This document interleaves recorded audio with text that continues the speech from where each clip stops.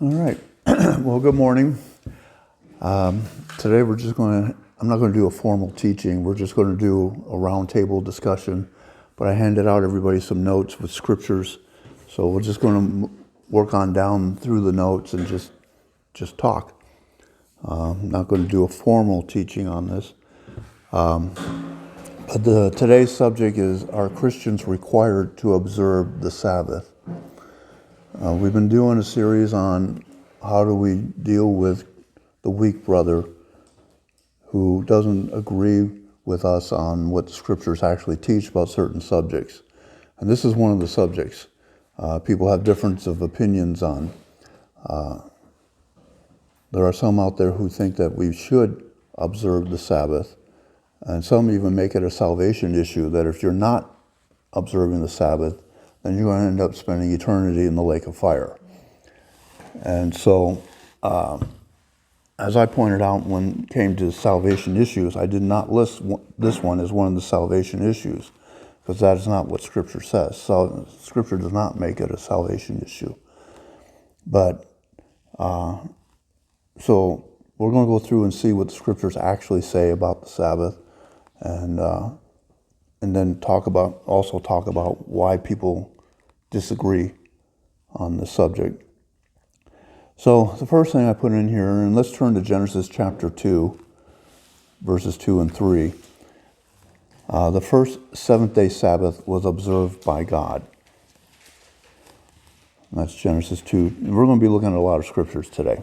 So we're just going to be continually going through our Bibles.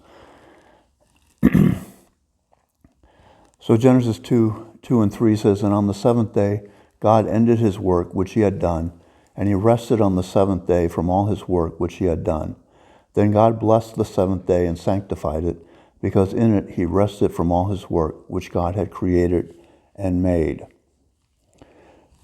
Then the observance of the seventh-day Sabbath was also commanded by God in the law. The first one is in Exodus 20, starting at verse 8.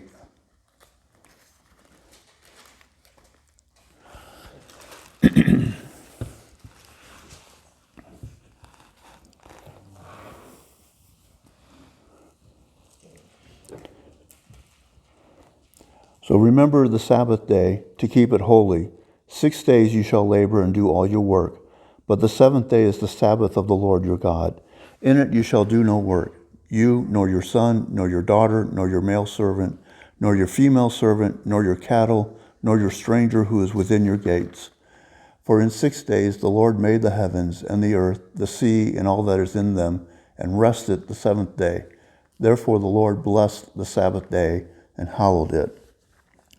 And then the law is repeated in Deuteronomy, but with a little different emphasis. It's in Deuteronomy 5:12.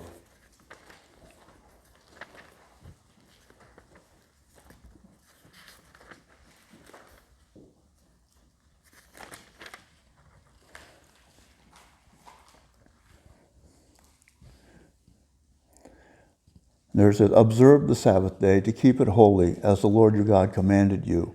6 days you shall labor and do all your work. But the seventh day is the Sabbath of the Lord your God.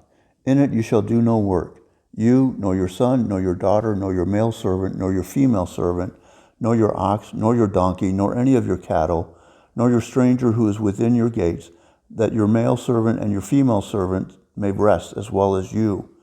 And remember that you were a slave in the land of Egypt, and the Lord your God brought you out from there by a mighty hand and by an outstretched arm. Therefore the Lord your God commanded you to keep the Sabbath day." What's interesting is that in Exodus, when God first gives the Ten Commandments, he says the reason you should observe the Sabbath is because God did when he created the universe. But in Deuteronomy, after he delivers them from the Exodus, he says the reason you should keep the Sabbath is you should remember that you were a slave in Egypt too, so even your slaves should get the day off. Because you remember what it was like being a slave in Egypt. And so a little bit of difference. He says, the first Sabbath, first time he says it, keep it because the Lord did. The second time he says, do it because I delivered you from Egypt, where you were slaves and stuff. Now, what people say is because of those scriptures, because God observed the Sabbath himself, And because he commanded it to the Israelites, therefore we Christians are also obligated to keep the Sabbath. What do you guys think about that? Can you maybe rephrase that? I'm sorry? Can you rephrase that in a different way? What do you mean rephrase it? Do you guys agree with that? I mean, does that... What was it again? First was because God did it, second was because, Yeah, because just they say the were question once again. a slave. Yeah, say it Yeah. again. There are people out there who teach that we should keep the Sabbath because God did, and because it was commanded in the law. So, do you agree with that? What do you think about that? When people say that, what do you think? Yeah, I think you should. I Huh? think there's different reasons No, I for it. think you should. Go ahead. I just think there's different reasons for it. But When you say people, who are you talking about? Christian. Christians. Yeah. So Christians. Well, say there's because Seventh-day God- Adventists, and there's others who think that we should keep the Sabbath. Yeah, So I don't know if we've gotten into the discussion far enough, yeah. because I'm ready to just throw a whole Yeah, bunch of right. Well, me in too. there. That's what I'm trying to do. I'm trying to encourage discussion. Sue? Well, the New Testament says we're not under the law anymore.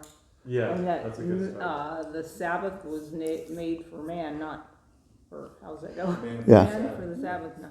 So, Sabbath was made for man, not man for the Sabbath. yeah, so, no, I don't think we're obligated to keep the Sabbath. Go ahead. I agree,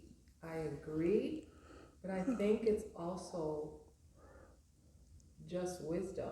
You work so hard all week, and your body does need rest. And how can, how can you be effective if you're tired? How can you be effective if you become a slave to it? And it's like it's like you become a bondage again. Mhm. I don't know, that's just my thought. Oh, I agree with that. I think we all need a day that, but I also believe that we can't make that a legalism either, because Right. what if something comes up? Exactly. What if somebody's donkey falls into a ditch Yeah. on the Sabbath, or, the day we're calling the Sabbath? Right. We're just gonna leave that poor donkey in there? I think the principle still stands. The body needs rest. Yeah. And he said that, you work 6 days this day. And when God rested, he set an example. We know that for the Jews, his people. And basically, physically, mentally, physically, the point is your body needs at least one day out of the week to rest. You don't want to get an overload and stressing and freaking out and getting sick and blah, blah, blah. That's where a lot of this stuff comes from, because people are not getting proper rest or sleep, and they're killing themselves. But that principle still stands, but not in a way where you're obligated, like, oh, you don't keep this out. Not like that. That's keeping the law. That's practicing the law. I think that's going on. Galatians talks about that too. Read that in Galatians. Yeah, we'll get into that. Yep. Yeah, so I figured you guys are going. I don't know how far we're gonna get. Well, that's why I'm not trying to go So so far. quick. Because I know Right. you guys are going. Right. But But before let me we, finish. oh, I'm sorry, go ahead. Shut up. But anyway, I think the principle still stands.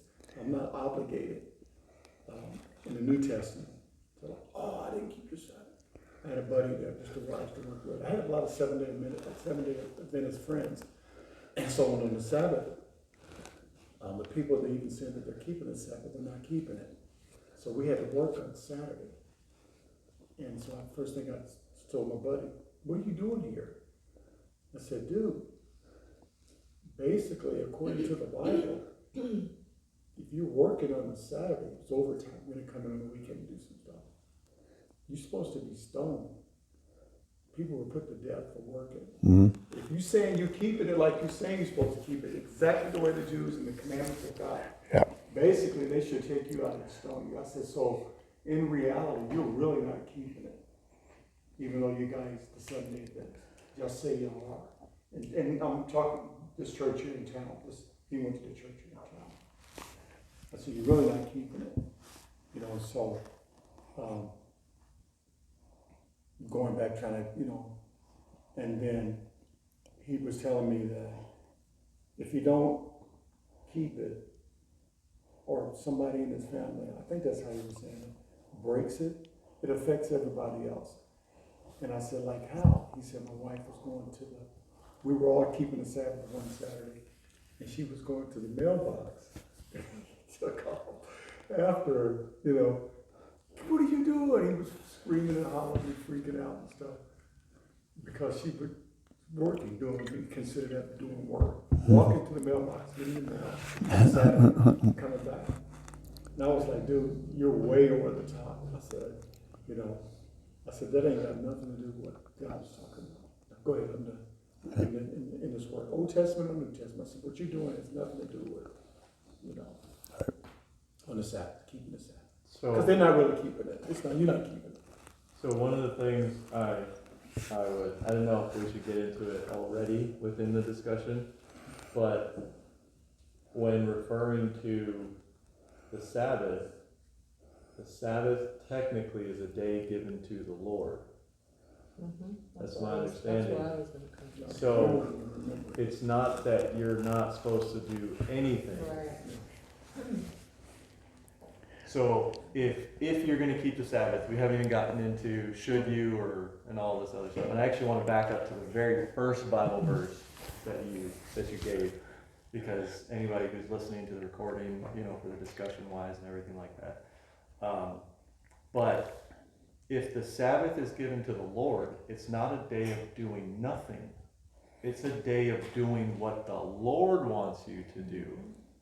So if God is calling you to go to work on the Sabbath, if God is calling you to help your parents on the Sabbath, if He's calling you to do nothing but pray and spend time in Word and whatever, or spend time with the gathering, whatever it is He's calling you to do, you should be seeking the Lord what it is that He wants you to do rather than do nothing on that day.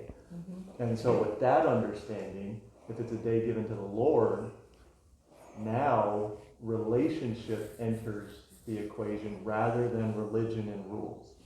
So that's the first thing I wanted to start with. I did not know how fast we wanted to jump into all of this. But let's go back to the Bible verse that you started with in Genesis, because there are people that I've gotten into, I would like to say discussions, but it seemed almost as if they were ready to fight to the death, because this is a very sensitive topic for some people. They're like, I would rather die. And there was a guy who said this to me. I would rather die than not keep the Sabbath. That's what he said. So he's ready to take me out for trying to talk to him about the Sabbath. So people get really serious about this. And one of the conversations I got serious in, it was a serious conversation, but back and forth, was about this very beginning verse in Genesis. He said God rested. And he's like, if God needed, notice the word I said there. Right. If God needed to rest on the seventh day, how much more do we need to rest? I said, you need to stop. Yeah. You just said God is not God because He is in need. God is not in need of anything. He's certainly not in need of rest. He has infinite power. So it's not as if He used so much power and is like, I'm exhausted from speaking this in. So as a teacher, do you want to explain for the recording, for the group, what it means when Genesis said that God rested on the seventh day? Well, and this guy I was studying last night on the same, he brought the same. For one, God doesn't get tired. Right. So He said what? you're taking the Seventh-day Adventists and some of the other Sabbath keepers would come to you and go, this is way before the law. They're trying to play that game at you. God rested, and look what the law. This is a life. Abraham, They say it's a life principle. Yeah, Abraham did Yeah. play these games with you, saying, see, God, it was before the law, and look at it right there. God rested like He needed rest. He didn't need rest, and He wasn't tired. I think So he they just say- sets an example. Yeah. So they said, Well- it's before the law, so it's in stone. You know, you have to do this because God. It's before the law was even invented. We'll eventually get to Hebrews chapter 4 because he's going to make the same point about Genesis 2.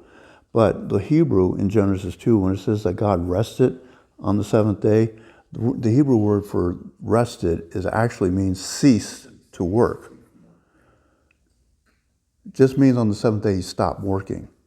Now, obviously, he's been working ever since that seventh day. But all that means on the seventh day is that, okay, so I did 6 days of creation. On the seventh day, I stopped creating. That's it. Doesn't mean that he was tired. Doesn't mean that he was exhausted. Doesn't mean that he had to take a break. It just means he stopped. That's it. That's all it means. It just means ceased. Yeah, it just ceased. He just ceased working. And this one guy, I was listening to last night and I was looking at this, he was saying he didn't even, that's really not even true. Because he said if God would stop working, everything else would fly stops. apart. Yeah, Right. the whole universe would Right. just explode. Dude. He goes, Well, he's turning the earth, he's got the sun, the orbits, Yeah. Orion, he's got all these things that he set in the heavens. Yeah. He said if he stopped working, if he ceased to work, everything would just explode. This one guy brought it. Yeah, so what it means is that he ceased creating. It doesn't mean that he'd stop holding it together. Because the scriptures also teaches that Jesus holds everything together by the word of his power. He holds it all. And so if he didn't hold it all together, it would just all fly apart or just cease to exist.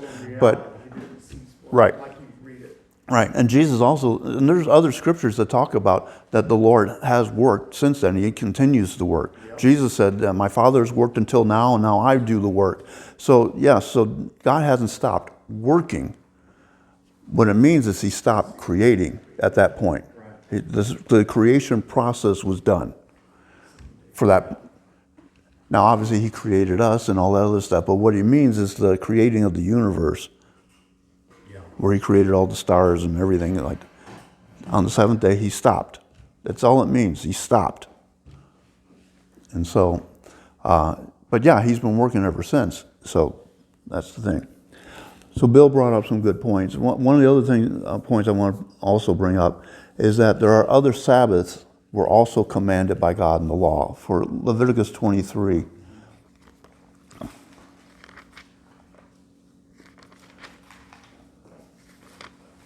And then we'll go into some of the points that Bill brought up. Leviticus 23 at verse 24. In chapter 23 of Leviticus, God goes through all the different feasts that they're supposed to keep. And in verse 23 and 24, he says, Then the Lord spoke to Moses, saying, Speak to the children of Israel, saying, In the 7th month, on the 1st day of the month, other scriptures tell us that's the Feast of Trumpets. On the 7th month, on the 1st day of the month, you shall have a Sabbath rest, a memorial of blowing of trumpets, a holy convocation. You shall do no customary work on it, and you shall offer an offering made by fire to the Lord. So what he's saying there is the 1st day of the 7th month, whether it's the 7th day of the week or not, it's a Sabbath. That 1st day of the 7th month, because that's the Feast of Trumpets, you're going to have a Sabbath on that day. And then if you jump down to verse 39,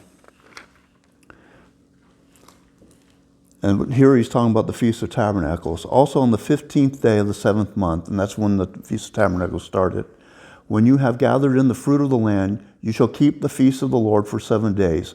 On the 1st day there shall be a Sabbath rest, and on the 8th day a Sabbath rest. So it's a week-long festival. If the 15th started on a Monday, then that means it's still a Sabbath day. But on the 7th day of the week, they were going to have a Sabbath. And then again, on the 8th day of the festival, they were going to have a Sabbath. They're going to have 3 Sabbath days through the Feast of Tabernacles. But the point is that it's not just the 7th-day Sabbath that the law talks about. The law talks about also Sabbaths on other days as well.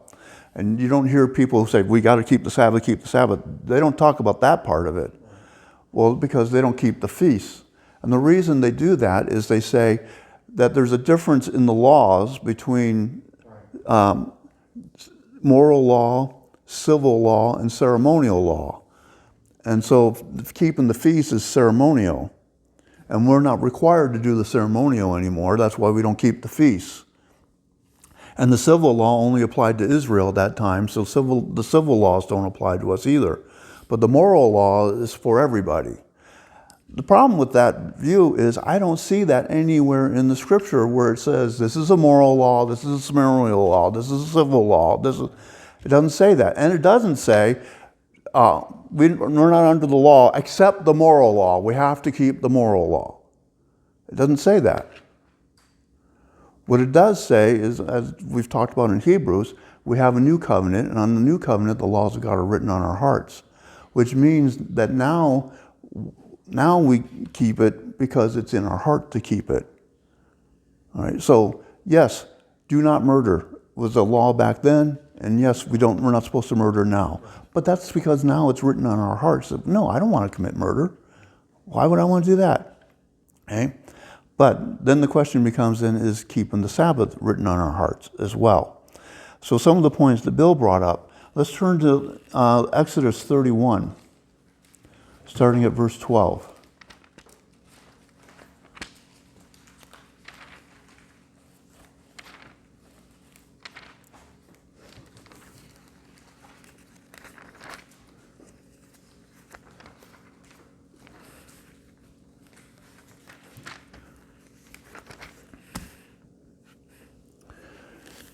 All right, I'll find it yet.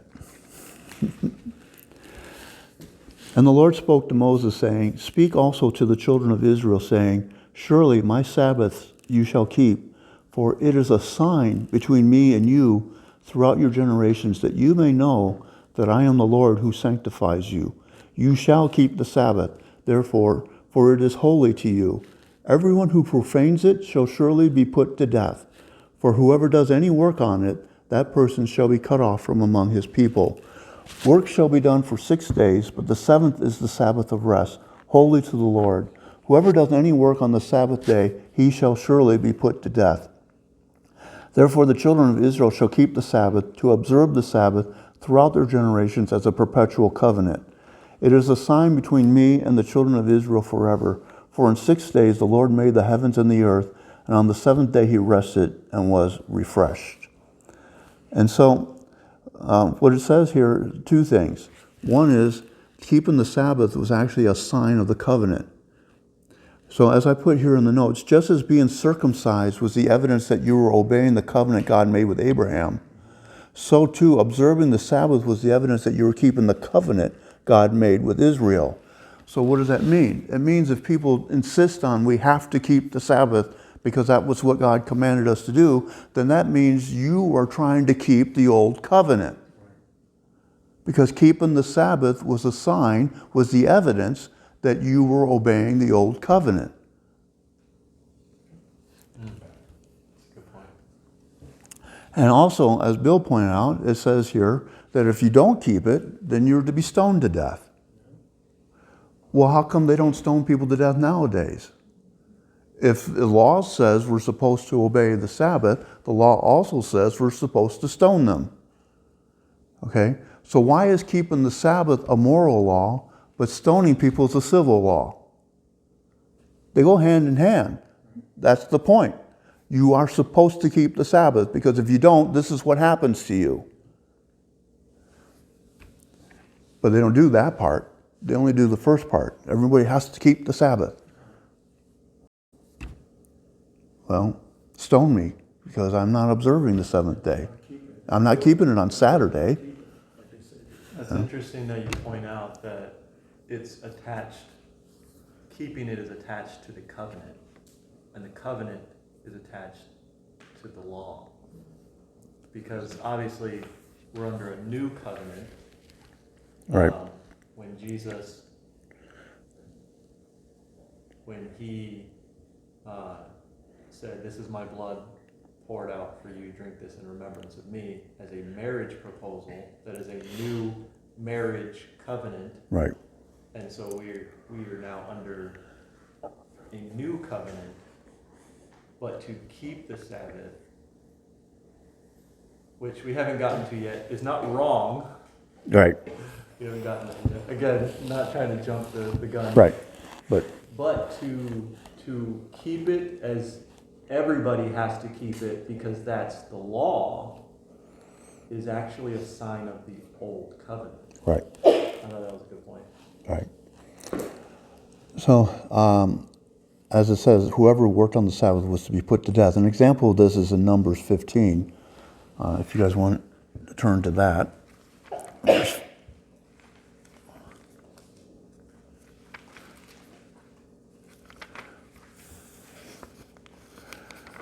Numbers 15, starting at verse 32.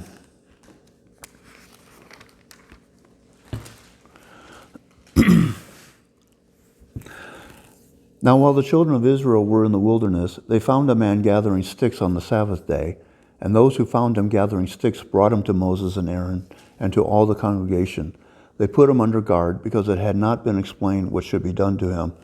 Then the Lord said to Moses, the man must surely be put to death. All the congregation shall stone him with stones outside the camp. So as the Lord commanded Moses, all the congregation brought him outside the camp and stoned him with stones, and he died. So under the law, not keeping the Sabbath, the penalty was death.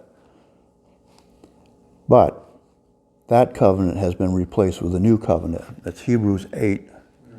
Can I raise my hand before we? You got Go ahead. Oh, go ahead, Eli. Is he like spiritually hell or are you just dead? I'm sorry? He said, does that mean you spiritually die, or is it just like you go to hell, or does that mean that you're just killed, like your body? He was physically killed, stoned to death. Now what happened to his spirit, I don't know, for sure. Yeah, so before we move on, because I've been engaged in these conversations with people who are ready to stone me for talking to them about the Sabbath. Uh-huh. One of the conversations I got engaged in was when talking about not keeping the Sabbath, you get stoned.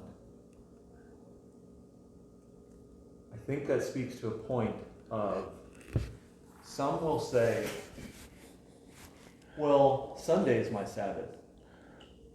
Oh, well, you're keeping the Sabbath because it's whatever day you choose your Sabbath to be. Well, my Sabbath is Tuesday. Well, my Sabbath is Wednesday. My Sabbath is Sunday. My Sabbath is Saturday. So it's whatever day you choose is what the Sabbath is. And so they can get away with saying, well, I'm observing the Sabbath, but I'm observing it on Sunday. Or we haven't even gotten into the Sabbath changed from Saturday to Sunday. So hopefully we'll get into that later. But the point I'm trying to make is some will say that, well, what's the big deal? The Sabbath can be any day. And this verse here speaks to, no, the Sabbath is not any day you choose for your Sabbath to be. God was so intentional about the Sabbath being on the seventh day of the week, according to the calendar, so you can't get out of, it can be any day that you choose it to be. Everybody knew that on that day, the seventh day, was the day that God chose, that He made the Sabbath to be, because if you worked on that day, it wasn't the day that you chose. If you chose to work on a Tuesday, and that was the day you chose, you're going to get stoned. No, He said, if you work on this day, which specifically set the Sabbath on the seventh day, you can't get out of it and make the Sabbath any day you want. And He's so serious about it that he killed someone for doing it. Right. Because it's set. So I wanted to make that point. Right. That's all I wanted to say. When you get into Colossians, Paul goes to talk. You Yeah. mentioned the different Sabbaths. And Colossians, I think it's chapter 2. Or Chapter 2. But he mentions that a day to one person is different from another person's Yeah. day, a rest and this and that. But what's good about the Colossians is they'll come to you, Seventh-day Adventists, and they'll say, this is not the Saturday Sabbath that Paul's talking about in Colossians.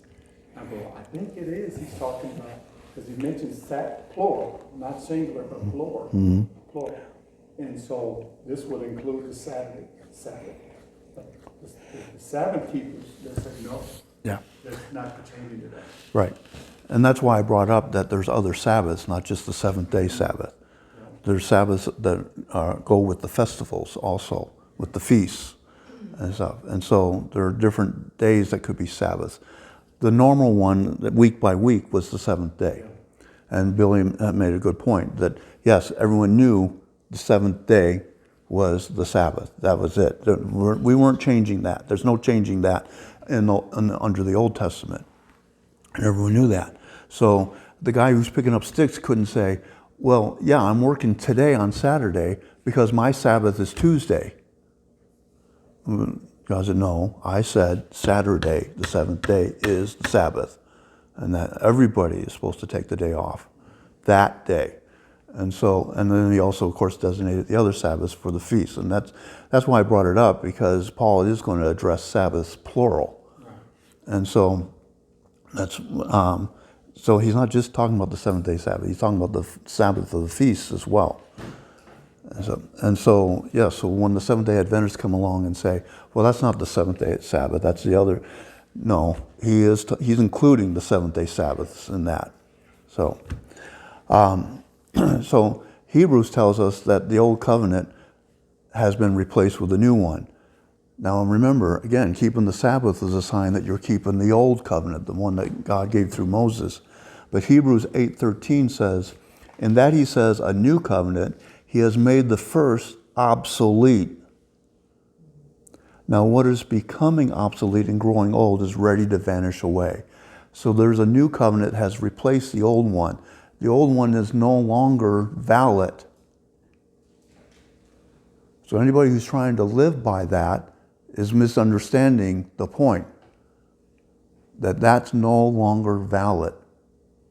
Therefore, keeping the Sabbath because it was a law commanded by us is no longer valid. We're under a new covenant. So what happens under the new covenant? Let's turn to Galatians chapter 3.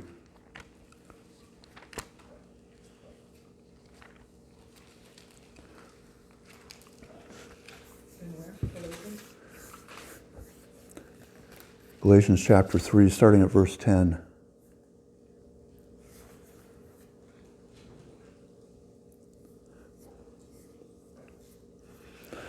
For as many as are of the works of the law are under the curse. For it is written, cursed is everyone who does not continue in all things which are written in the book of the law to do them. So what Paul is saying here is, if you think that you have to do these works because the law says so, then you're under a curse, actually. Because the law says, cursed is everyone who does not continue in all things. In other words, if you're going to do one part of the law, you got to do it all. And that's another reason why the scriptures don't define this is moral law, this is civil law, this is ceremonial law. Paul is saying here, you're under a curse if you don't do all of it. If you try and do If you're trying to do one part of it, you have to do all of it. So if you're thinking that you have to keep the Sabbath, and he'll bring up the issue of circumcision, but if you think you have to be circumcised because that's what God requires you to do, because that's what the law says to do, then you're obligated to keep all the law. That means we're obligated to keep all the feasts, we're obligated to make animal sacrifices, we're obligated to make sure that we wear tassels on our clothes to remind us to keep the law, but you don't see any of them doing any of that. They excuse the rest of it. Would that mean that they were obligated to stone someone for not keeping the Sabbath? Isn't that what the law says to do? Right. All right, so that's what the law says to do. So you see, like people, now, not everyone in the Seventh-day Adventists is that strict about it. I get that. But there are some Seventh-day Adventists who are so strict about keeping the Sabbath. The reason they're called Seventh-day Adventists is because of the emphasis on keeping the seventh-day Sabbath. And so they emphasize that, but they teach that you have to do it, because if you don't, you're going to go spend eternity in hell. That's how they put it. Well, that means that you think that you have to do this work to be saved. And what Paul is saying here is, if you think you have to do that work to be saved, then you got to do all of it. You have to do all the law. And he's saying, no, you can't. For as many as are of the works of the law are under the curse. For it is written, cursed is everyone who does not continue in all things which are written in the book of the law to do them. But that no one is justified by the law in the sight of God is evident, for the just shall live by faith. For the law is not of faith, but the man who does them shall live by them. Christ has redeemed us from the curse of the law, having become a curse for us. For it is written, cursed is everyone who hangs on a tree. That's also in the law. If a person had to be hung on a tree as punishment for his crime, he was cursed. And so Jesus was hung on a tree, so he was cursed. But that curse was taking our sin upon himself. So Christ has redeemed us from the curse of the law, having become a curse for us. For it is written, cursed is everyone who hangs on a tree, that the blessing of Abraham might come upon the Gentiles in Christ Jesus, that we might receive the promise of the Spirit through faith. So we have been redeemed from the law. And that means we are no longer obligated to obey it. Let's go on to Galatians chapter 4, verse 1. Now I say that the heir, as long as he is a child, does not differ at all from a slave, though he is master of all, but is under guardians and stewards until the time appointed by the Father. Even so we, when we were children, were in bondage under the elements of the world. But when the fullness of the time had come, God sent forth his Son, born of a woman, born under the law, to redeem those who were under the law, that we might receive the adoption as sons. And because you are sons, God has sent forth the Spirit of his Son into your hearts, crying out, Abba, Father. Therefore you are no longer a slave, but a son. And if a son, then an heir of God through Christ. But then indeed, when you did not know God, you served those which by nature are not God's. But now after you have known God, or rather are known by God, how is it that you turn again to the weak and beggarly elements to which you desire again to be in bondage? You observe days and months and seasons and years. I'm afraid for you, lest I have labored for you in vain. What Paul's referring to here is that in the Greek culture, they had this tradition, this custom of when the son was born, the son was actually treated no better than a regular slave. And if the father was rich enough and had slaves, he would appoint one of his slaves to be the tutor of his son. Now the tutor's job was to make sure that the son got to school when he had to go to school, and to protect him and keep him safe and make sure he was okay. And what Paul is saying is that was the role of the law. The role of the law was to make sure that we went to the school of God and learned what God wanted, and to protect us. Why? Because it says on the law, if you live by them, if you do them, you'll live by them. So the whole idea was protection. But once the son got old enough, and that would depend on his maturity, it was usually around age 13. Once he got old enough, then the father would say, okay, he's at the point now where he's mature enough and he knows enough about me and how I do things and enough about the world, etc., that he can now actually help run the house.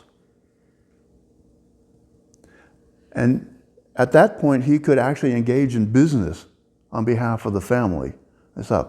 But what would happen is the son, when the son got to that point, the father would go out into the town square and gather the people together and publicly announce, this is now my son. I'm adopting him as my son.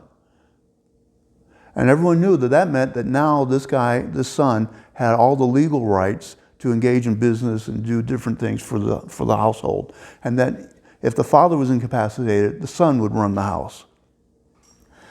And that's what Jesus has done for us. Paul is saying under the law, the law was a tutor that was meant to protect us and teach us.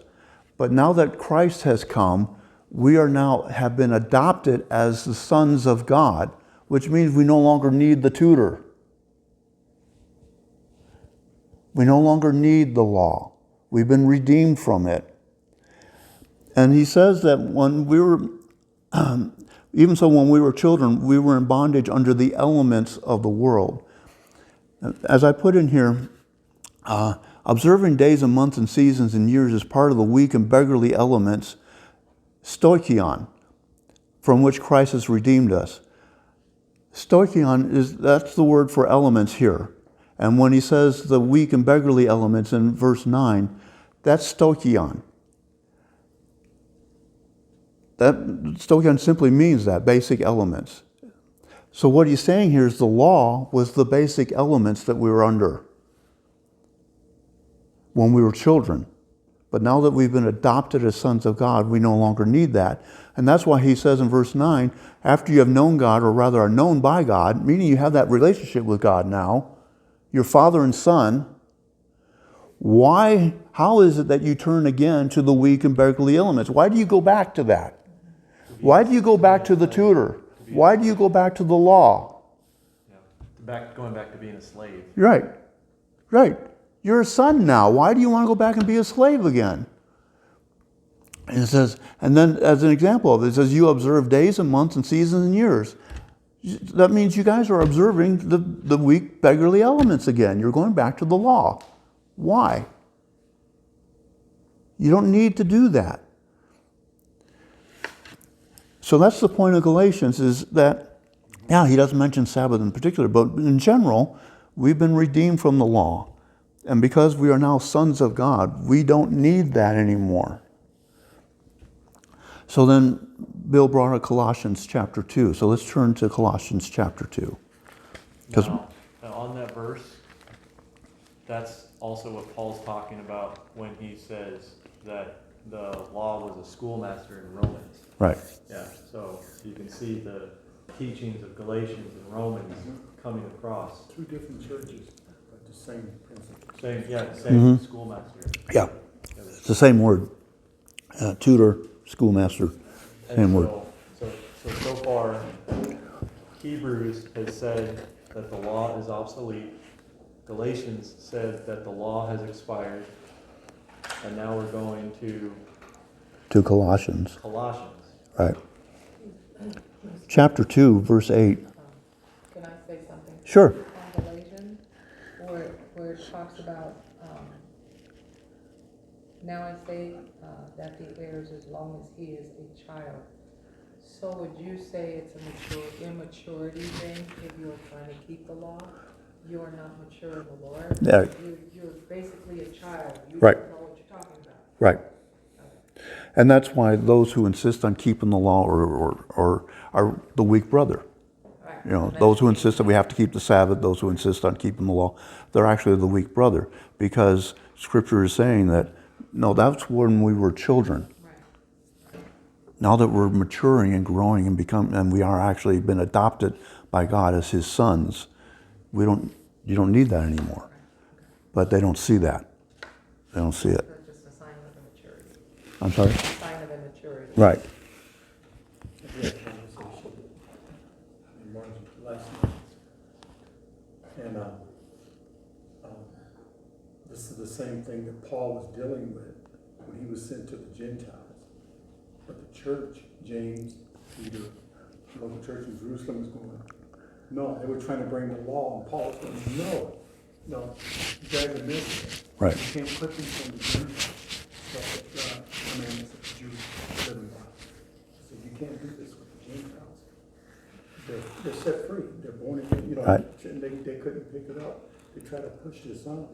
I thought it was interesting. It's like, yeah, here's the apostles, the elite apostles. And here's Paul having to straighten these guys out. James and Peter and these guys. When he was around the Jewish Yeah, people, Right. yeah, Peter he was one way. When he was around the other people, Right. another Paul way. was like, dude, you're a hypocrite. Look what you're doing. You can't. These guys can eat pork. They can do whatever they want to. The Gentiles, the Christians are saved. But these Jews are coming in here, and Peter was like, he's stepping back. Right. Paul said, what you're doing is wrong, dude. You can't do Exactly. Should still maintain fellowship with the Gentiles. Yeah, exactly. So was that Colossians? Or in Colossians chapter 2. Verse 8. Beware lest anyone cheat you through philosophy and empty deceit, according to the tradition of men, according to the basic principles of the world, and not according to Christ. That phrase, basic principles, is again that Greek word stoichion. So Paul here is warning us against those who want to enslave us again to the basic principles of the world.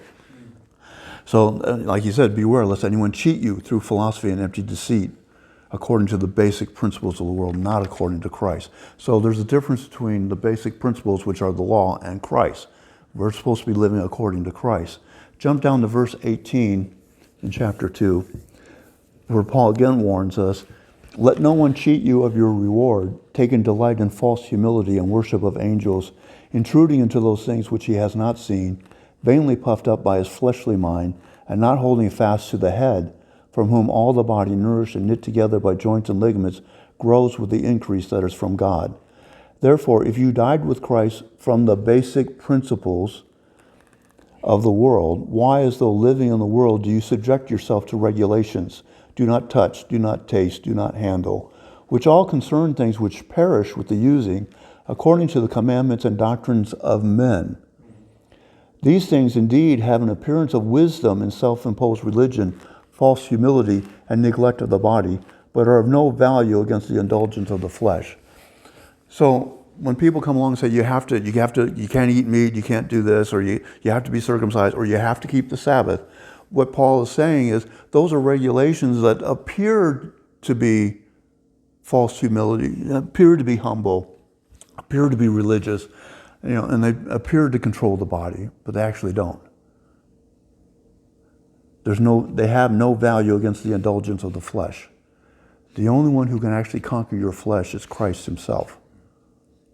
And that's why you have to have that relationship with Christ. The whole point of the law was to show that no one can do it. That's why Paul said in Galatians that no one is justified in the sight of God who try to keep the law. Because no one can do it. Only Christ did. And that's why we have to have that relationship with Christ, because he's the one that enables us to do what God wants us to do. But ourselves, no, we can't. We just can't do this. So to summarize that, what Paul is saying is that in trying to keep the law, it's not going to help you to overcome your evil desires of your flesh. Exactly. What the whole point of the Bible is, under the Old Testament, the law was written on stones that were outside of us. And so what people were trying to do was reform themselves from the outside in. And the whole point of the Old Testament is it doesn't work that way. So that's why under the New Covenant, the law is written on your heart. It's on the inside, because the change has to come from the inside out. It has to come from the heart. It can't come from the outside in. It doesn't work that way. Never has.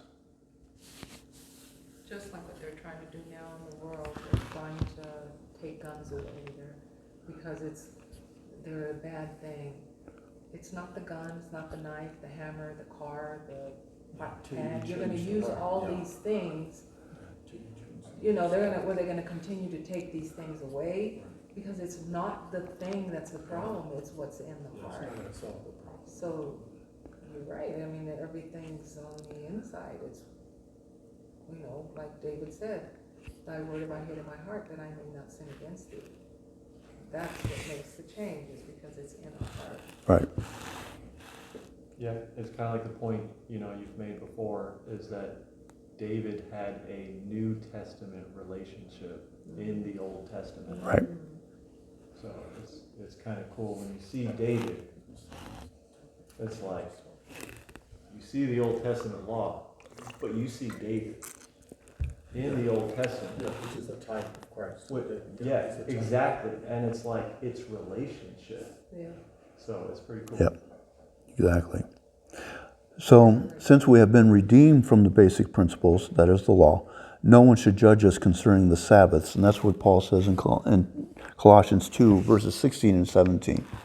So let no one judge you in food or in drink, or regarding a festival, or new moon, or Sabbaths, which are a shadow of things to come, but the substance is of Christ. Yeah, and that's what I brought up to my Seventh-day Adventist friend, Wayne, at work. I said, you're living in the shadow, you're shadow boxing. Right. These things will read class. They won't read class. I don't know why they won't read that. But I said, you're living in the shadow, dude.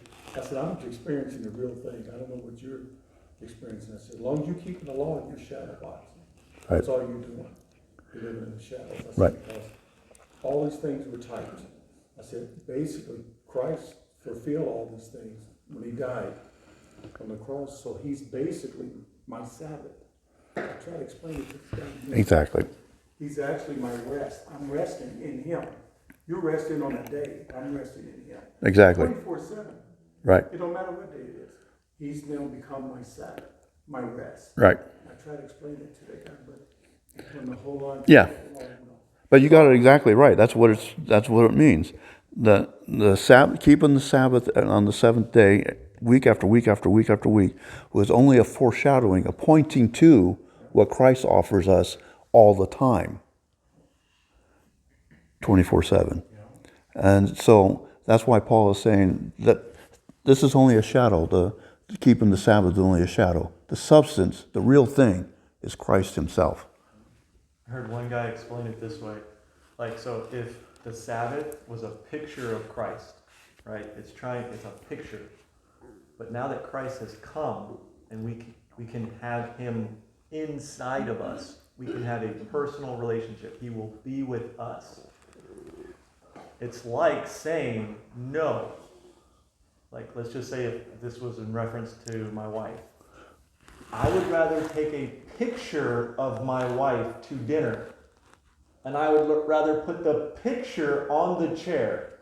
So I'm having dinner with the picture of my wife on the chair next to me, rather than actually have my wife with me at the dinner. It's a type. I mean, it's a, you know. Yeah, it is a picture of my wife. It's a type. It's a picture of her. But no, I would much rather have my picture of my wife in the chair next to me when I go out to dinner than my wife itself, herself, actually there. That's what they're doing. You're trading the shadow for the person. Yeah. So I have the real thing. Why not have the real thing? Yeah. So that was one way he explained it. I thought it was good. It's like, no, I don't want the picture. I want the person. Right. So since then, we have been redeemed from the basic principles, from the law. And the law said, if you work on the Sabbath, you get stoned to death. That means that no longer applies either. So what are we supposed to do instead? Well, let's turn to Matthew 12, because here Jesus teaches us that it is lawful to do good on the Sabbath.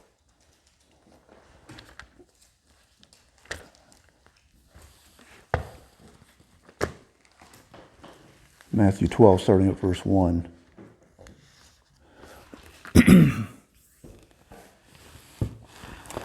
At that time, Jesus went through the grain fields on the Sabbath, and his disciples were hungry and began to pluck heads of grain and to eat. And when the Pharisees saw it, they said to him, "Look, your disciples are doing what is not lawful to do on the Sabbath." But he said to them, "Have you not read what David did when he was hungry, he and those who were with him, how he entered the house of God and ate the showbread, which was not lawful for him to eat, nor for those who were with him, but only for the priests? Or have you not read in the law that on the Sabbath the priests in the temple profane the Sabbath and are blameless? Yet I say to you that in this place there is one greater than that temple. But if you had known what this means, I desire mercy and not sacrifice, you would not have condemned the guiltless. For the Son of Man is Lord, even of the Sabbath." And that's Jesus pointing out one thing that not everyone who believes we should keep the Sabbath has this attitude. But some of them are so adamant about it, is that you're going to be condemned for not keeping the Sabbath. And Jesus is saying, if you had known what this means, I desire mercy and not sacrifice, you would not have condemned the guiltless. But they're so eager to just, I'm going to judge that you're going to die, you're going to spend eternity in the lake of fire because you didn't keep the Sabbath. It's like, no, what he desires is mercy, some understanding. Let's grow up. Let's learn from each other. But also what he points out is that the priests worked on the Sabbath. Mm-hmm. They had to. They had to offer sacrifices. In fact, they're required to offer a particular sacrifice on the Sabbath, every Sabbath. And so it was like, so they're working. So what does that mean? It means it's okay to do the works of God on the Sabbath. Or do good, Yeah, Because every time he heals the woman in the temple, she was bent over, and they go, you can't do that. And Jesus goes, you hypocrites, remember? You would take your donkey When Jesus out. healed on the Sabbath. Yeah. Yeah. Lady, you would take your donkey out, Jesus goes, you, all these things Yeah. they would do. Right. Somebody like this, a child of Abraham, a daughter of Abraham, right. you rather see her crippled and bent over.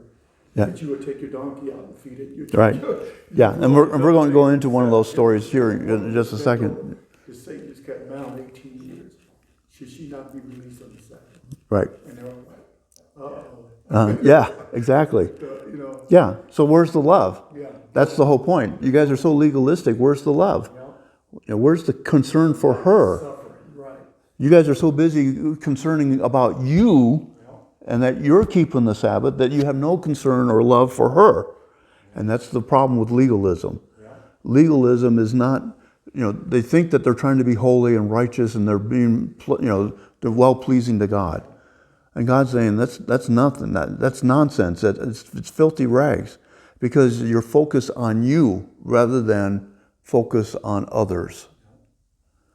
And that's the problem with keeping the law, and that's the problem with works, salvation by works. When it's salvation by works, it's like, I'm going to work to make sure I'm saved. But what about making sure you're saved? And so what would happen would be like the Jehovah's Witnesses. They believe that they have to work to get saved. They have to do all these good things. And one of these good things that we have to do is we have to go door to door to people's houses and talk to them about what we believe. So they've run into me before, and very few, some of them have come back, but very few actually come back. Why don't they come back? Well, it's because I did my duty. I talked to him. It doesn't matter to me if he gets saved or not. I did what I was supposed to do. So it's all focused on me. And that's why we sin, because it's all me. Whereas living righteously is being focused on others, not on myself.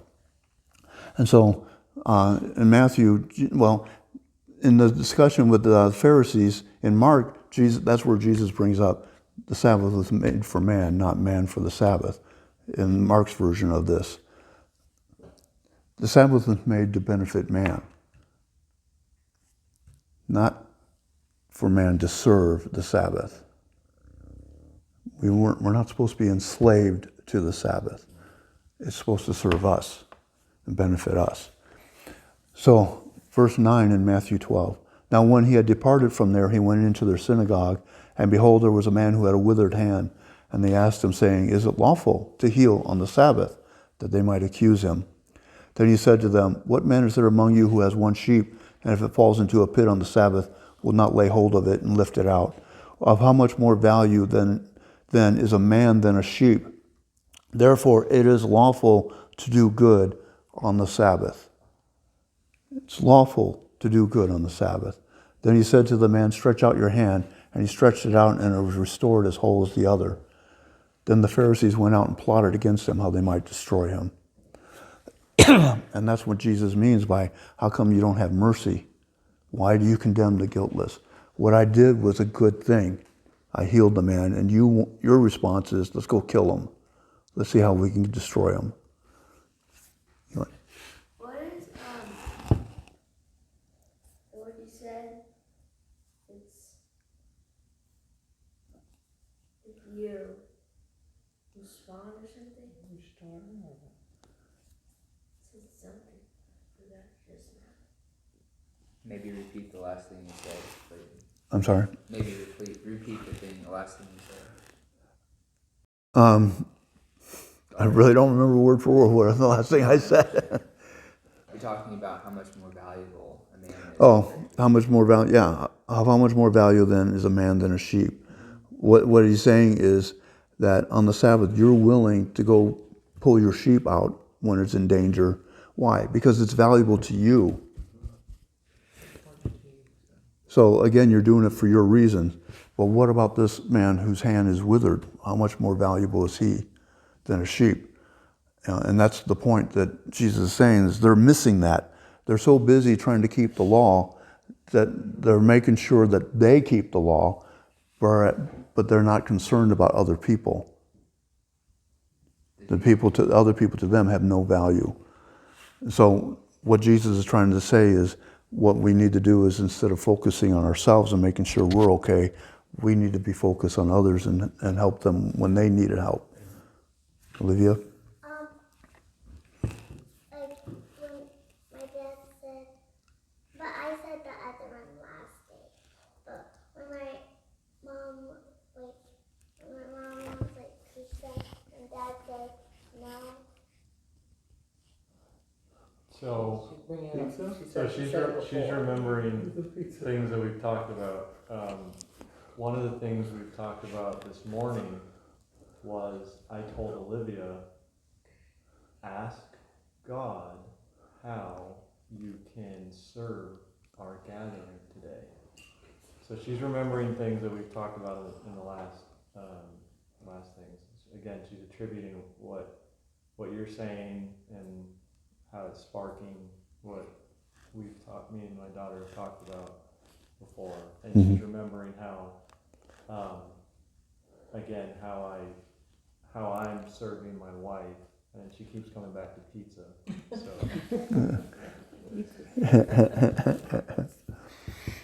Like that pizza. All right. Yeah, so the point that Jesus is making here is that it's lawful to do good on the Sabbath, to do good for other people. It's not about you. It's about taking care of other people. So let's go to Hebrews chapter 4.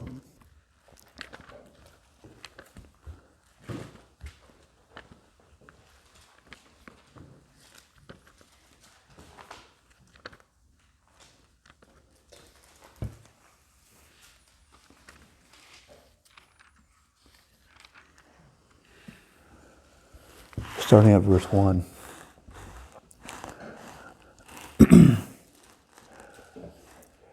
Back in chapter 3, he talked about how the Israelites, when they were walking through the wilderness because they disobeyed God, they weren't able to enter into the rest that God had promised them when they got to the promised land. And so, but that was because of their disobedience and their unbelief. So then he applies it to us. Hebrews chapter 4, verse 1. Therefore, since a promise remains of entering his rest, let us fear, lest any of you seem to have come short of it. For indeed the gospel was preached to us as well as to them, but the word which they heard did not profit them, not being mixed with faith in those who heard it. For we who have believed do enter that rest, as he has said, so I swore in my wrath, they shall not enter my rest, although the works were finished from the foundation of the world. For he has spoken in a certain place of the seventh day in this way, and God rested on the seventh day from all his works. And again in this place, they shall not enter my rest. Since therefore it remains that some must enter it, and those to whom it was first preached did not enter because of disobedience, again he designates a certain day, saying in David, today, after such a long time, as it has been said, today, if you will hear his voice, do not harden your hearts. For if Joshua had given them rest, then he would not afterward have spoken of another day. But there remains therefore a rest for the people of God. For he who has entered his rest has himself also ceased from his works, as God did from his. And here the Hebrew author, the author of Hebrews, is making the point that God ceased from his works. And that's what entering into his rest means. It means that we now cease from our works. Well, as we well know, our works are worthless. Our works don't really accomplish much. And Isaiah says that our righteousness is as filthy rags. That's the best that we can produce. It's righteous, filthy rags. So what this rest then is, what he's talking about is, by faith you enter into a relationship with God in which he gives you rest, and you start doing the works that God has given you to do. And you cease doing yours. That's what they miss about the Sabbath. The Sabbath, the whole reason that the man with gathering the sticks was stoned, and why other people who worked on the Sabbath were stoned, is because I'm trying to teach you to cease from your works. Not from all works, but from your works. Stop doing your works. Start doing what I tell you to do. And that's why the priests, even under the law, weren't stoned for working on the Sabbath, because they were doing what God commanded them to do, what God gave them to do. And that's the whole point Jesus was making. It's lawful to do good on the Sabbath. It's lawful to do good works. Well, what are good works? Good works are the works that God defines as good, not what we define as good. And that also means rest from doing so. Right. Because of that, so that's a different type of rest. Exactly. Type of, you know what I'm saying? Yeah, I was talking with Clayton the other day, and I was telling him how right now God has us using our house for our gatherings on Sundays. This is one of the things God has given us to do, and among other things that He's given us to do. And I was telling Clayton, I said, there's this peace about knowing what it is that God has given us to do. And He could change it. He could change it at any time. He could have us do something different. But until He tells us to do something different, and we need to constantly check in with Him to make sure, yeah, this is still what you want us to be doing. But I can rest in the fact that I am actually doing the work that He gave me to do. And it's not like this, because it's been like this, at times where God, I feel idle. I'm waiting on you. What is it that you have for me? And you get so impatient that you just start going and doing things that you think is a good thing because, as a Christian, I should be serving somehow and I need to do something. And so now you're doing something and you get all tired and there's no peace. There's this constant, am I saved? I don't know if I'm saved. I know I'm doing Christian things. And you got all of this, I'm doing good, but I have this doubt and all this other stuff. And I was like, I feel so blessed that God has shown me what it is that I should be doing. And in doing it, I have this rest that I'm sitting in the things that He has given me to do. And I have that peace about it. And as the teacher explained it, you said, how'd you say it? When you were talking about that, you said it's because you said it a way that made sense. I'm expressing how this, but he made sense in a verbal way. I don't know if you recall how you said it, but I said it goes back to what you wanted. The difference between dead works and good works is when we're doing what God has called us to do, He of course gives us the ability to do it. But like you said, there's a rest that goes with it. That's opposed to the dead works that we do and only produce death. And it's just and it puts a drain on us. It's actually killing us to do dead works. Not only is it producing death, it's killing us too in the process. But doing what God has given us to do gives us, because we're doing it. If we do what He says to do, He gives us the ability to do it. And so I didn't bring this up in our talk with Billy, but Jesus did say, all you who are heavy laden, come to me, and I will give you rest. But take my yoke upon you. Right? Well, yokes were heavy. They had to be because the oxen were strong. And the idea of the yoke was to keep the two oxen working together. Because if you're plowing, you got to have those straight rows. And if one oxen is ahead of the other, then the plow is going to veer. And so you don't want that. So you want the two oxen working together so you get that straight row. So the yoke is got to be a big, thick, heavy piece of wood so the oxen don't break it. Well, Jesus is saying, I'm going to put that yoke on you. Take that yoke upon yourself. Why? Because He's the other side of it. You're on one side of the yoke, He's on the other side. And He's the one that's actually carrying it. So that's why he can say, "Oh, you who are heavy laden, come to me and I'll give you rest." It's because we're trying to carry that yoke ourselves, and we're trying to accomplish that ourselves, and it's not producing good results. That's also carried in the marriage relationship, that yoke, not to be unequally yoked. Right. Yeah, that's Because- referring, oh, sorry. No, I'm saying because sometimes we create problems for ourselves in not obeying what he tells us to do.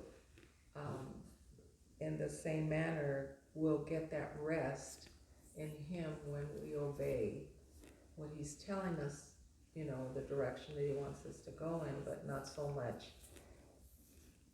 keeping the Sabbath and for religious reasons. I think so many times we do things and we do it for the wrong reason. Even if we're taking a Sabbath, that Sabbath should be maybe not just to rest our bodies because we're tired throughout the week, but to rest in him, to get into his word, to learn of him. Speaking of that rest, so going back to kind of what I was talking about, and what you were talking about of serving others rather than serving yourself, I've noticed that, so God has given us, or individually, a ministry. It's not the same thing for each person. That's why, Right. that's why I encourage my daughter, you go to God and ask him how you can serve the gathering. There's something else that happens. And I'm really just kind of just describing it because I can't really communicate it very well. And maybe that's the piece that surpasses understanding. I can't really say. But in the ministries that God himself has given me to do, not the ones that I thought was a good idea that I could do for God to earn his favor, and prove that I'm saved, but the ones that he has given me to do, as part of that rest in doing those ministries, it changes the mindset when you're actually doing it. Like, rather than it just being a labor that you're doing, for example, Colossians 3:23. when I'm like, so we're setting up our house differently, my mindset is, I am walking in the will of God, and I'm doing it to serve others. For example, for the communion supper that we're going to do next week, God willing. The mindset of, I want the food to be good so that it's a blessing to the gathering, other than, well, then they'll praise me if the meat is good. Right. And so there's a rest even in the action part of doing the ministry that you're doing. So I've got this rest of, I get to sit in knowing that I'm walking in the will of the Lord. There's that rest. There's a rest in actually doing the ministry itself, in God has specifically given me this ministry so I can serve my gathering. And so when you have it's a transforming, like the mind and the spirit, the way it's working with the soul, which is the psyche, the mind, and there's this rest even in the labor itself. Right. Go to Colossians 3:22 and 23, where it says, "Servants, obey in all things your masters according to the flesh, not with eye service as men pleasers, but in sincerity of heart, fearing God. And whatever you do, do it heartily as to the Lord and not to men, knowing that from the Lord you will receive the reward of the inheritance, for you serve the Lord Christ." But that's what you're describing. It's like you're describing the goodness that we feel when we know that we're doing it for God, not to be a man pleaser in eye service or whatever. That's what I'm gaining. What you're saying is doing it to God is so much more satisfying than trying to be a man pleaser. Right. As I could do. Yeah, I don't know. It's this weird. It's not so much a doing it for God, as much as it is knowing He's called me to do it and walking in it. Because I think, and it could just be the terminology. I think when people are, I'm doing this for God, it's possible that they're doing their will, even though their heart is like Yeah. in a good place. And that's not what I'm saying, and some people might take it that way. I'm going to do this for God because I want to.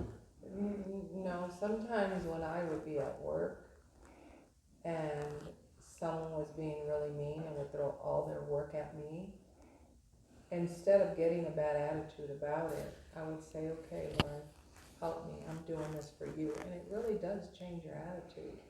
It changes your attitude regardless, because you know you're not doing it for that mean person, you're doing it for God, and it kind of changes you somehow. And it makes you do it with a better heart. Okay, so what you're saying is different from what Yeah, Billy's it's different. But it's not wrong. You're talking about at work. Billy's talking about doing work for God. Imagine, Two different- same- I'm going to try and take your example, and I'm going to try to shift it into what I'm talking about. Do you see what she was Yeah. saying now? Yeah. So imagine you're at work, and this person's being really mean to you. They give all of your work to you, and they put it in front of you. Now, instead of saying, I'm going to do this with the right heart for the Lord, what I'm saying is, I'm asking God, how do you want me to respond? Instead of me assuming I'm going to do this, I'm now going into my relationship and saying, how should I respond here? What do you want me to do? Because I'm here for this time, and you planned these events to happen. But you're For still what doing it purpose? in God's relationship. No, I understand, but again, there's the difference, is I'm resting in getting direction from Him, and then I have the joy of walking in that will, versus saying, I'm going to do this. I'm just saying we're in a different place. We're talking about two different things. I'm not saying yours is wrong. No, I get it, but I think you're still, because God's word being in me is to be at peace with all men, I'm still doing the will of the Father. I may not have asked Him, but I know what my role as a believer is at the same time. So one of the things I try and I emphasize to Eli and Olivia, the kids, is that there's a path. This is Proverbs. There's a path that seems right to each person, but it ends in death. Now, we may assume we know what's right. You know, we know we have the scriptures, we have the general instruction. But as I'm trying, and emphasize on the trying, to seek first the kingdom of God and His righteousness, I am trying, and I forget a lot, but I'm trying in most circumstances to say, how do you want me to handle this? What do you want me to say? Can you come into this conversation? Can you speak for me? Because what if God didn't want you to do all of that work that coworker put on your desk? He might have, and He might have used the verse, be at peace with all people, to tell you to do that very thing in that situation. But why not ask Him? Why shadow box? Why not actually ask Him if He's there with you? Well, I know He was, because Well, I'm not saying He wasn't. if you knew the whole story, I know God the story. delivered me from it. I know, you told me about God it. delivered me from it because I was waiting for my work. This individual didn't want to do her work, so she threw it on my desk. But when I asked the Lord, at that same time, I was like, okay, Lord, I need your help here. And then I proceeded to do what the scripture said. Then my work came, so I got all the stuff she gave me and put it back on her desk. So you really did hear me. So And in the end of all of this lady got saved. I never responded, or, we never had a confrontation. So it worked so. You see what Billy was Yeah, saying? Oh, yeah, just wanna asking make God's sure. direction Right. versus me feeling like I have his direction. So what's your take on that? Eli, did you have something? I got back to it. I've been trying to sing with my trying to remember all the time. It's called lawful. What does that mean? Lawful. Oh, Lawful. no, unlawful. Unlawful or unlawful. lawful? Lawful. Lawful. Lawful means that it's approved by the law. Okay, so He's trying to think of that. Yeah. The things that your dad allows you to do, that's lawful. And Yeah. the things that he doesn't allow you to do, that's unlawful. right. In So- this house. So right now, it's unlawful for you to drive a car because the law says you're not old enough to do it. When you are old enough, according to the law, then it's lawful for you to drive a car. That's why I can drive a car and you can't, because the law says that, okay? But going back to what Billy and Marge were talking about, and Sue wanted me to do a teaching on the difference between dead works and good works. That's a good one. The difference is that dead works is a lot of times what churches do, and we've run into this over and over and over again, is they, like the church over in Trona, it was like the ladies would get together and they start planning, we should have a fall festival and we should do a potluck here and we should do this and do that. And so they're making all these plans and then expected everyone to just jump in and help. So we're going to have a fall festival and everyone should bring a pie, everyone should bring some food, everyone should contribute a booth and all this stuff, all the different things. Instead of going before the Lord and saying, but do you want us to have this fall festival? And then teaching the people, okay, we the leaders have said, believe that God wants us to have this fall festival. You now need to go before God and find out what your part is, if any. But what churches end up doing is they end up doing, well, now that we're going to do this, you have to do that, you have to do that, you have to do that, you have to do that, and stuff. Or they make people feel guilty because you didn't contribute. It's like, well, what if God didn't want me to? What if God had me doing something else? The difference is like, God might tell Eli, go stand out on the street corner and preach the gospel. Well, that doesn't mean I'm supposed to. I could go stand out there and preach the gospel, but if God didn't tell me to do that, it's not going to work. That's going to be a dead work. Okay? But it's a good work if that's what God told Eli to do, and he's doing it. That's the difference, is that we need to be sitting before God and going, so what is it you really want me to do?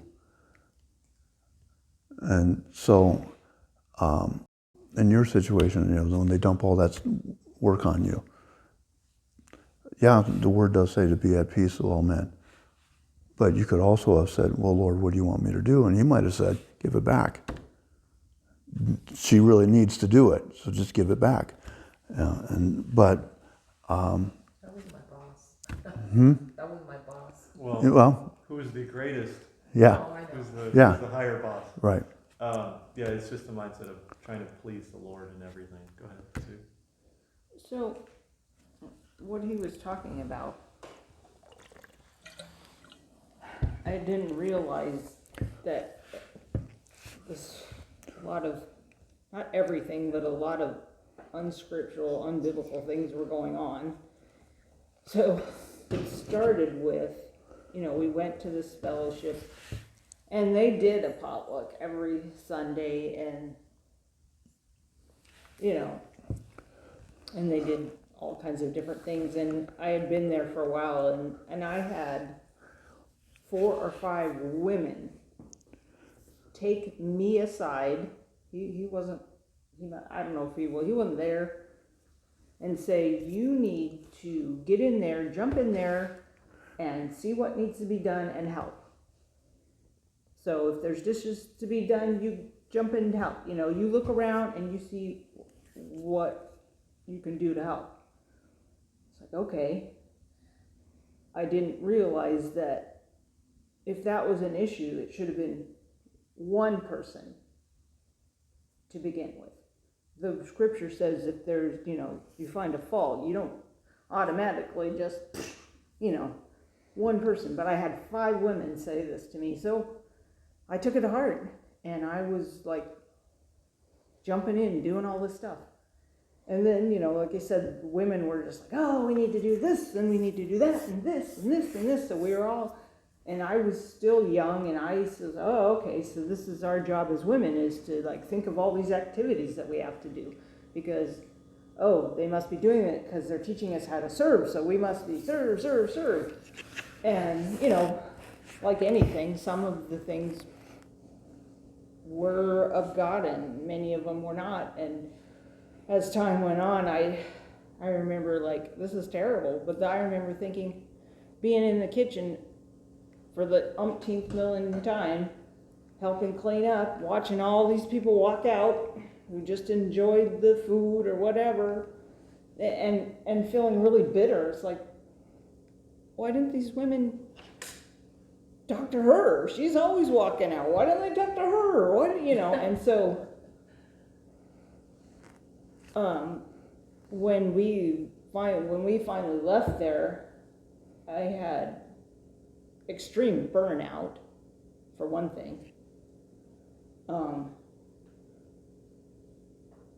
And so actually for us anyway, up at Calvary, for most of the time I was we joined in on one of the activities once, and we were just laughing and smiling that the pastor's wife didn't know what was going on. But like, yeah, because at this other place it was like they were in control of a lot of things, and so it was kind of, oh good, she doesn't know. Yeah. But and even my own kids, when I started helping out with Sunday school, they're like, they'd have those 3-month rotations, and then you'd come to the end of their rotation, and they're like, we don't have enough people to help. And I'd be, oh, maybe I should help with this next rotation. And my own daughter said, and it was daughter and one of the sons said, no, Mom, don't do that. Don't do that to yourself, So I was like, oh, okay, I'm going to talk to the Lord about, what am I? I'm not going to make the same mistake to just jump in like crazy and burn myself out until I took on a second job and then was still doing Sunday school. Then I was starting to feel that burnout really badly again. But yeah, anyway.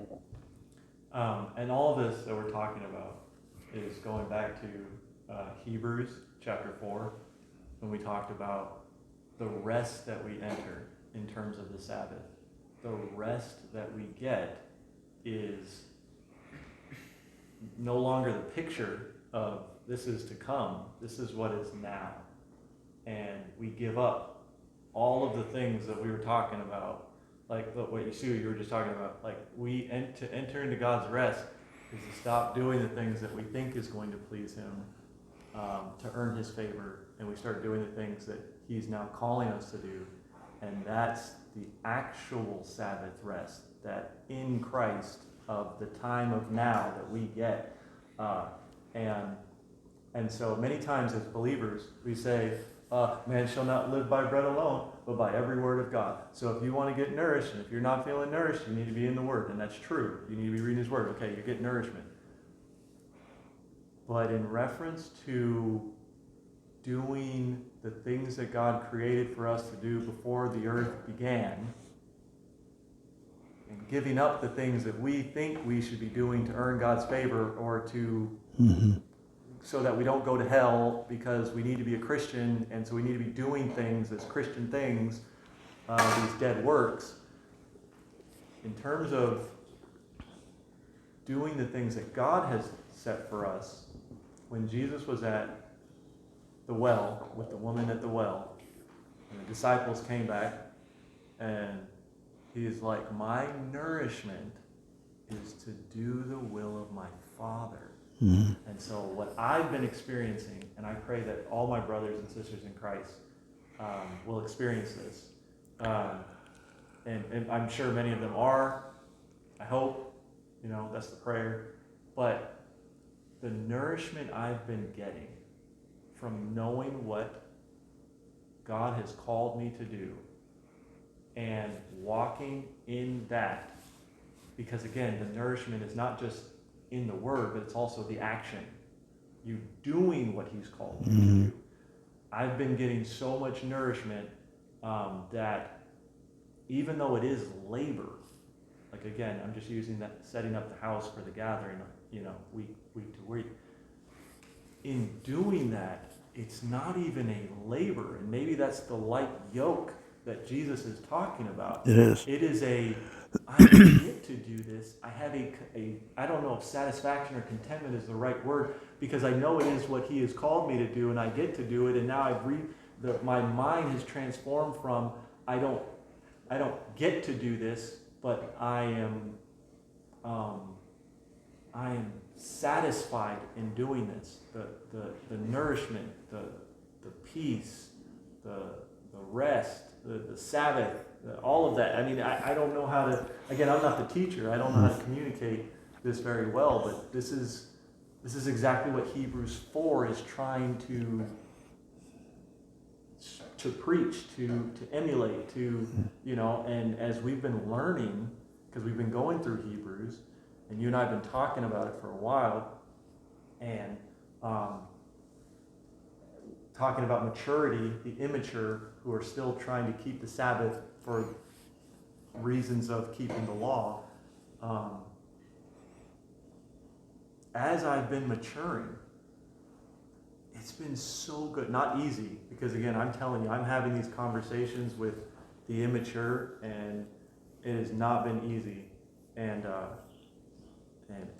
it's tiring because they reject it, and it's almost like you eat some really good food and you're like, but you guys, I want you to taste it. It's almost like, because we're like, we want the unbeliever to know what it's like to have a relationship with God. And they're like, oh, I don't want that. And you're like, yes, you do. I know you do, but maybe you don't, because maybe you just, whatever reason. And it's the same way I'm trying to tell people about, even in the Sabbath, trying to have these conversations. And it's like, you guys, I want you to know what it's like to enter into God's rest. And they're like, I am, because I keep Saturday. And it's like, guys, I want you to know what it is to enter God's rest. Yeah. So,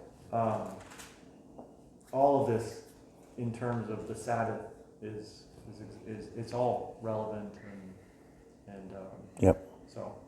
Right. You want to continue? Yeah. So the next thing I put on there is this rest is not just for one day every week. The rest that Hebrews was talking about, where we cease to do our works and we do the works of God. That is the actual rest. It's not, I stop doing things on Saturday. The actual rest is, I stop doing my things, my works, and start doing God's work. And that rest is not just for one day every week. It's available to us every day. Hence, we can observe the Sabbath on any day we choose, as long as we're doing it unto the Lord. And that's Romans 14, 5 and 6.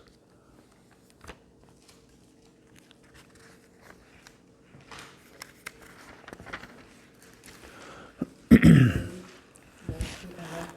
scripture. Let each one, where is it? Lost it. Go ahead, read. Yeah, 14, 5 and 6. One person esteems one day above another. Another esteems every day alike.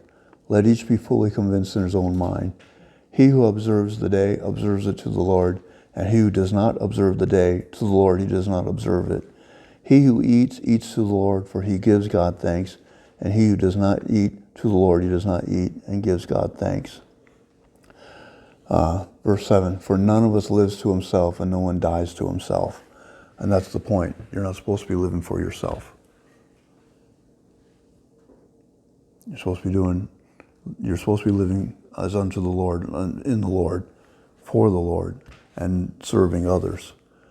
And if you're doing that, if you're walking in the will of the Lord, then you'll have that rest, which means, again, you can observe any day of the week that you want.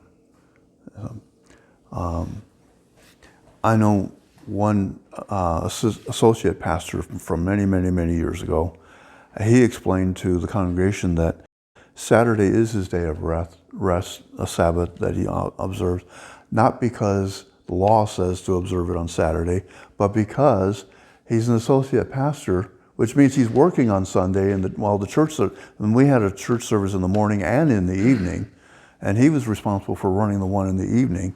So he had to attend. What they did in the evening was they would go over the pastor's sermon in the morning and have a discussion just like this.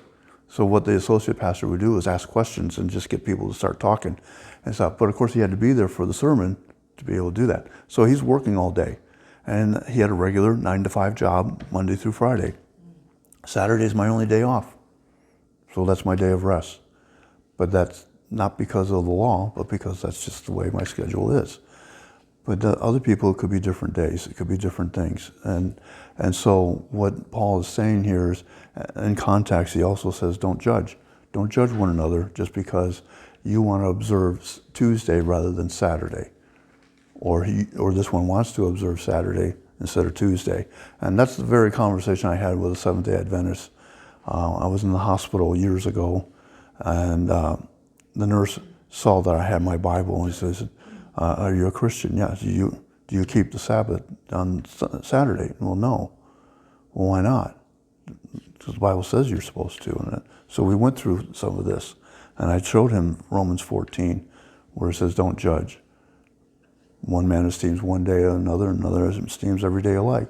And I said, so if you want to observe the Sabbath on Saturday, because that's what you believe the Lord wants you to do, then do it. But don't judge me if I do it a different day. I'm not going to condemn you, so don't condemn me. Just because I do it a different day. And that's all that we're coming down to on this is, okay, some people might still want to observe Saturday as the Sabbath. Just don't condemn everybody else who wants to observe it a different day or not observe it at all or any particular day. For some people, it might vary from week to week which day they get to take off and get some rest. It just depends. At the end here, I put some quotes from the early church leaders to show that even the church leaders understood that we're not required to keep the Sabbath.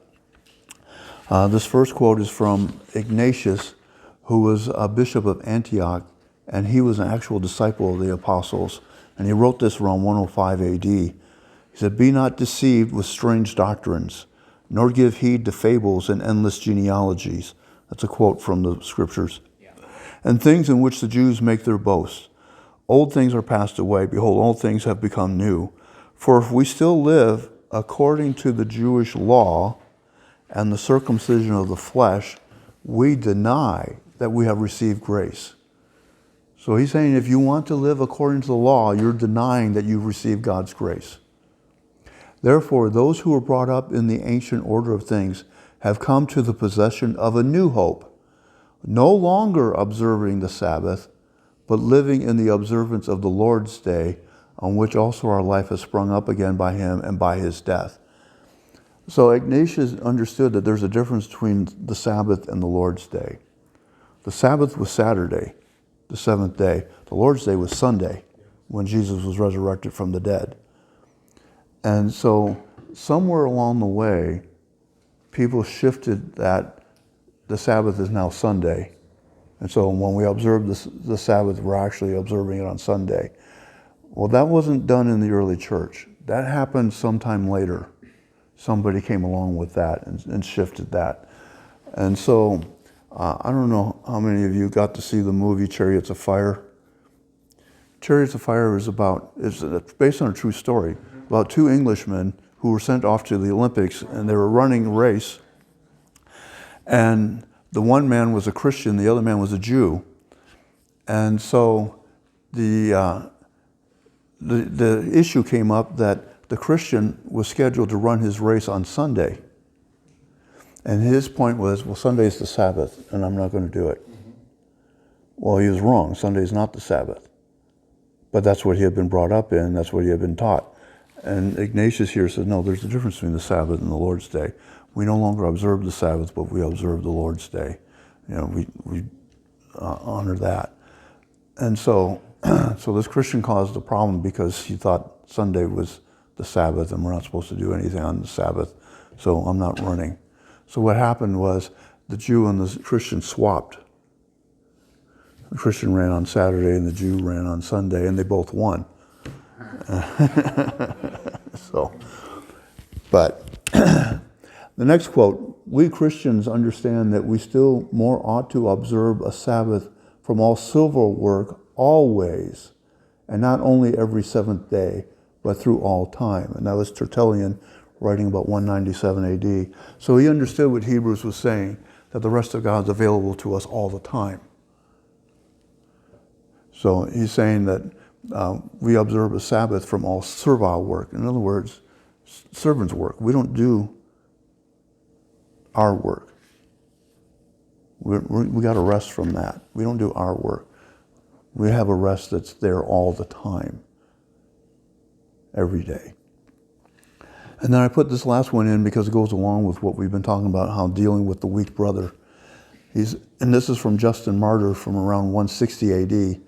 He said, if some Christians, through weak-mindedness, wish to observe such institutions as were given by Moses, from which they expect some virtue, in other words, they expect that following what Moses said to do is going to help them to live a righteous life, yet choose to live with the Christians and the faithful, as I said before, not inducing them either to be circumcised like themselves or to keep the Sabbath, or to observe any other such ceremonies, then I hold that we ought to join ourselves to such and associate with them in all things as kinsmen and brethren. So what Justin is saying is, yes, there are some Christians out there who think that they still have to follow what Moses taught. That was the issue in Acts 15. The people who brought up the issue were actual Christians, and they were saying we have to follow the law. But their problem was, they said, not only do we have to keep following the law, but so should you. We should make all the Gentiles follow the law. They should all get circumcised. They should all. And what Justin Martyr is saying, yes, there are some among us, some Christians, who believe that they should follow what Moses said to do because they think that'll help them live a righteous life. But if they are not inducing others to be circumcised, they're not inducing others to observe the Sabbath. They're saying, I'm going to do it, but that doesn't mean you have to. Justin says, we can fellowship with those people. The problem becomes, as I mentioned last time, is when the weak brother then insists that the rest of us have to do it. It's just like the example I was using about the guy who baseball was an idol for him. And so what the Lord told him was, baseball's a sin, it's an idol to you, you can't participate in it anymore. Can't even go anywhere near it. Well, then what he did was he then projected it onto other Christians and saying, well, then baseball's a sin for the rest of you too. No, it's not, because baseball's not an idol for us. We can go enjoy it and still have a relationship with God. But if he went to a baseball game, it would draw him away from God. So, Eli. What does circumcised mean? I'm sorry? Circumcised? What does it mean? Ask Dad. Circumcised? Ask Dad. We've talked about it before.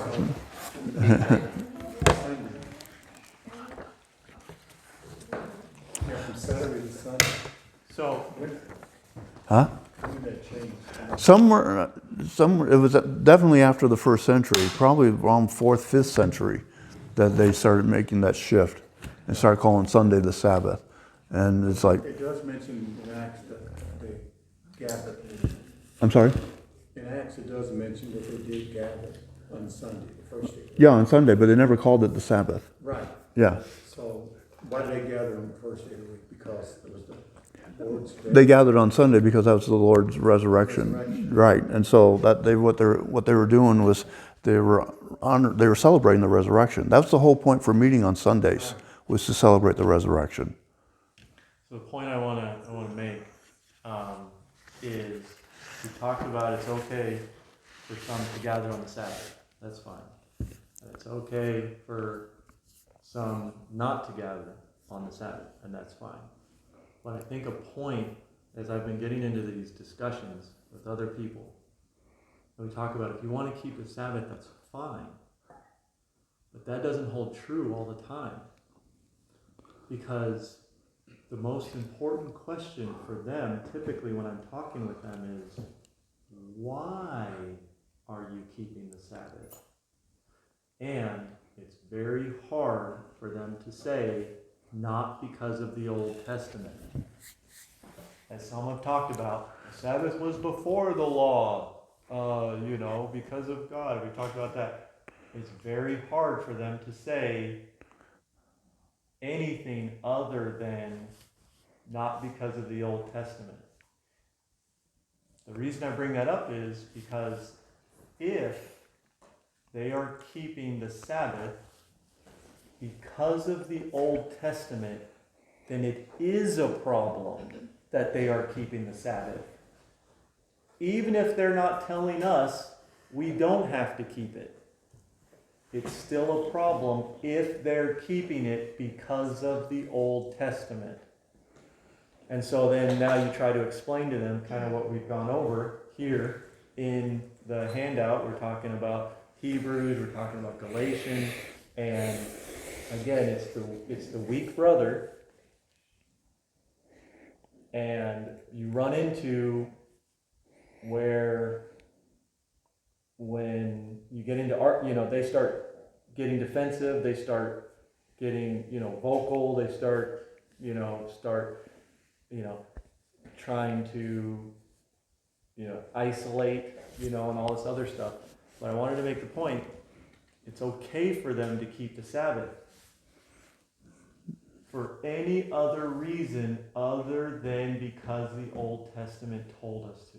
Because if they're keeping the Sabbath, even though they're telling us we don't have to, if they're keeping the Sabbath because of the Old Testament, then they're keeping the law. Back under the curse. Right. It shouldn't have to come to an argument, or it should be, tell them what they want, and if they don't want it, they just step away. Why No, trouble with it? if they want to keep it, then okay, but you can't keep it in the rest. I mean, and you could say that, but the best thing, what I would do is go ahead and keep it. If you're gonna do that. I wouldn't even bring up the law. It's like June. Each day, here we go again, back to these days. Well, the problem I have though Unless they say that, do they specifically say that? It's because. Yes, because they believe there's many things I've gotten. They'll say things like this. Are these guys Christians? God says, yeah, they claim to be Christians, but many of them are Seventh-day Adventists, and some of them are not Seventh-day Adventists. But they'll say things like, well, Jesus told us, if you love me, obey my commandments. And they're associating that statement with the Ten Commandments. Right. How about love thy neighbor, And so they'll say things, I have gotten this before, because they get really, they say, okay, so you're saying we don't have to keep the commandments. Yeah, cool, we don't have to, okay, yeah, we can just go murder people now. So they have this false understanding of we're no longer under the law of Moses, we're under the law of love. Right. The law of Christ. And if Christ, exposing the matter of the heart, said, if you hate your brother, you're a murderer. So he's like, I didn't come to abolish the law. And they take that as the law's still here. But then you're like, well, let's look at Galatians, because Galatians says that the law has expired. Hebrews says that the law is obsolete. Galatians 5, if you're doing this to earn the favor of God, then Christ is of no value to you. Right. And so the problem I have, because it would be easier just to let them say, okay, fine, you want to keep it, go ahead. The problem I have is, now that I have been,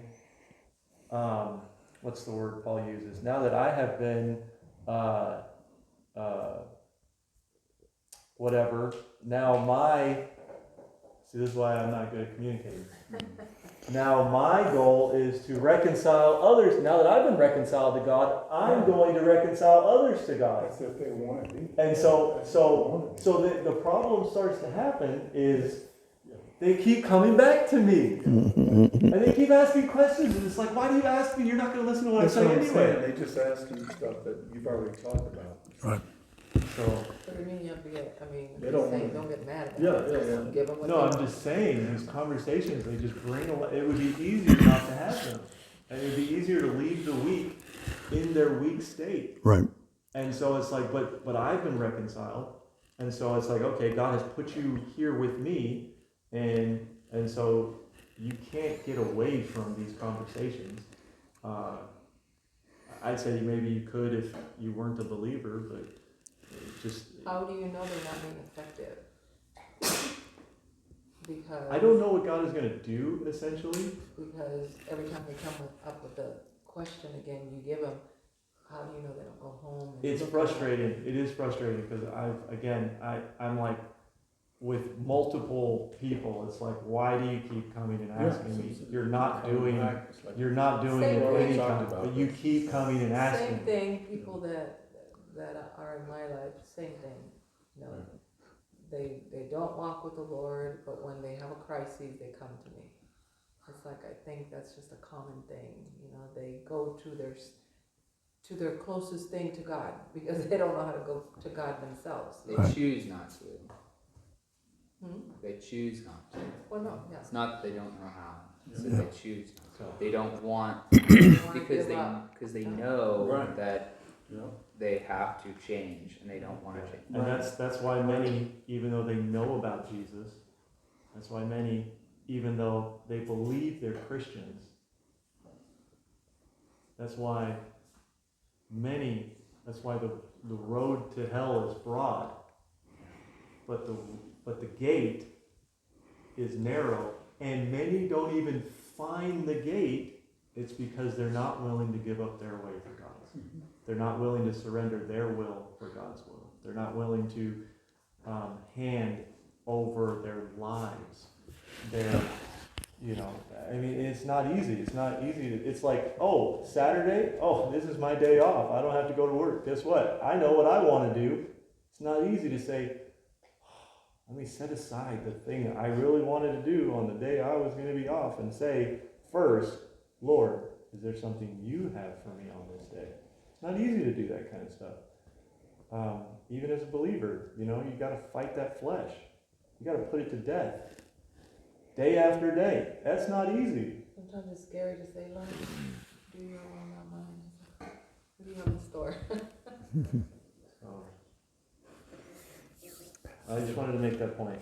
Yeah. That even if they choose to keep the Sabbath, if they're doing it because of the Old Testament, then what would you call that? Would you call that they're under the curse? Yeah, they're under the curse. They're trying to keep the law. Yep. They are not under the new covenant, Right. or at least, At least in that area. Yeah. yeah.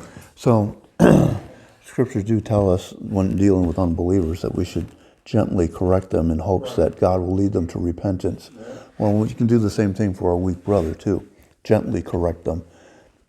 Again, it doesn't mean we're going to necessarily convince them on the first conversation. We might have to give them some time to think it over and take some time. I mean, we've all done that. We've all had areas where we were wrong and God had to show us what was right, and it took time. It just took time for us to change our mind, to accept the truth, and then to start living it out. And so sometimes it does take time.